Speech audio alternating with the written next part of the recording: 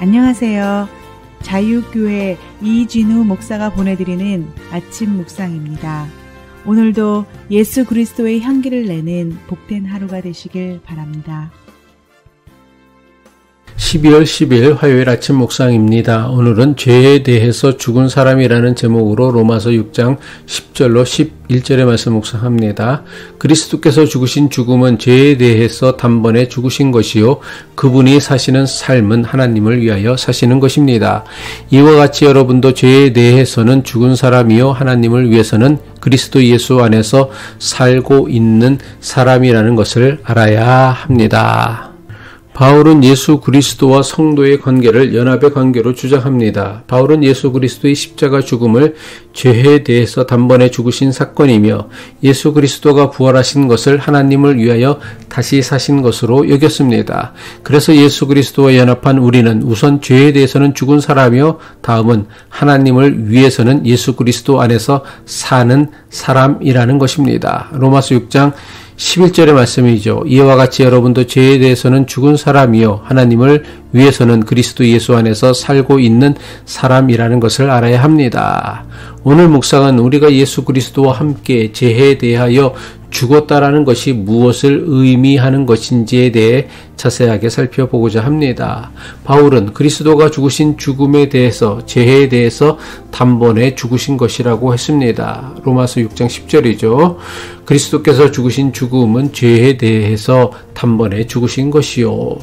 죄에 대해서 단번에 죽으신 것이라는 바울의 주장은 1차적으로 예수 그리스도의 죽음이 단 한 번으로 완전하고 충분한 희생이었음을 의미합니다. 다시 말해 예수님께서 십자가에서 죽으신 것은 반복될 필요가 없는 모든 인류의 죄를 대신한 단 한 번의 희생이었습니다. 구약시대에는 사람들은 자신의 죄를 용서받기 위해서는 죄를 지을 때마다 반복하여 하나님께 제사를 드려야 했습니다. 하지만 예수 그리스도의 십자가 죽음은 더 이상 어떤 제사나 인간의 노력이 없이도 모든 죄에 대해 단번에 속죄를 이루셨다는 것입니다. 하지만 죄에 대해서 단번에 죽으셨다는 바울의 주장에는 표면적이며 문자적 의미를 넘어서는 심층적 의미가 있습니다. 바울은 로마 교회에 보내는 편지에서 죄를 개인의 윤리나 도덕의 문제가 아닌 인간을 지배하는 악의 세력, 지배, 체제 등으로 이야기합니다. 다시 말해 죄의 권세가 사람들 위에 올라서서는 왕노릇한다는 것입니다.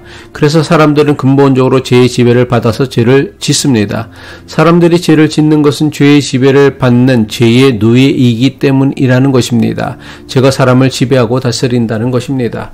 그런데 예수 그리스도가 죄와 죽음의 지배를 무너뜨리고 하나님의 은혜가 지배하는 세상으로 바꾸셨다는 것입니다.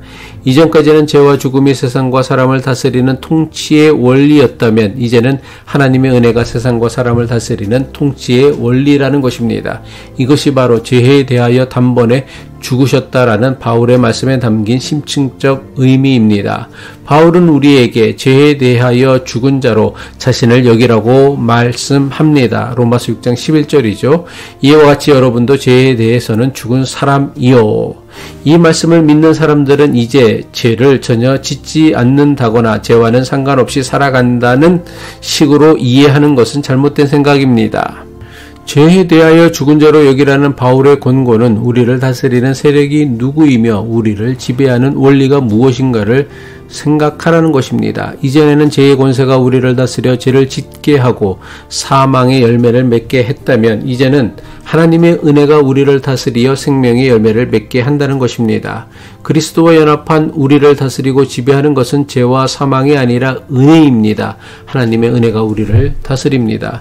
죄에 대해서 단번에 죽었다는 것은 죄의 지배가 단번에 끊어졌다는 것으로 다시는 번복되거나 반복될 수 없습니다.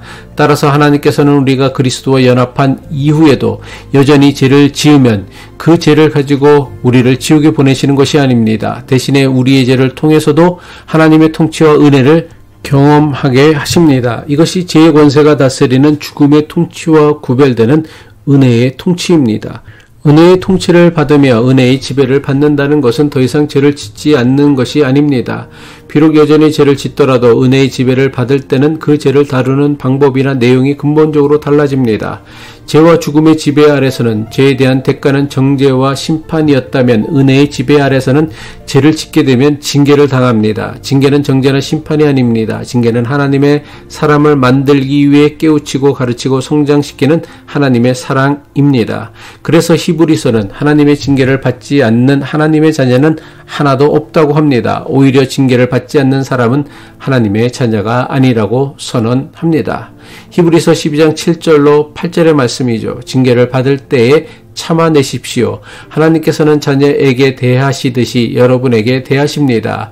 아버지가 징계하지 않는 자녀가 어디에 있겠습니까? 모든 자녀가 받은 징계를 여러분이 받지 않는다고 하면 여러분은 사생아이지 참 자녀가 아닙니다. 기도하겠습니다.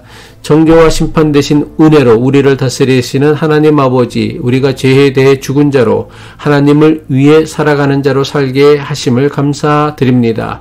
주님의 은혜가 우리를 다스리게 하시고 우리의 연약함에도 불구하고 하나님의 자녀로서 은혜의 통치를 경험하게 하옵소서. 징계받을 때에 그것이 우리를 향한 아버지의 사랑임을 알게 하시고 늘 주님의 뜻을 따라 살아가는 자들이 되도록 인도하여 주옵소서. 예수 그리스도의 이름으로 기도합니다.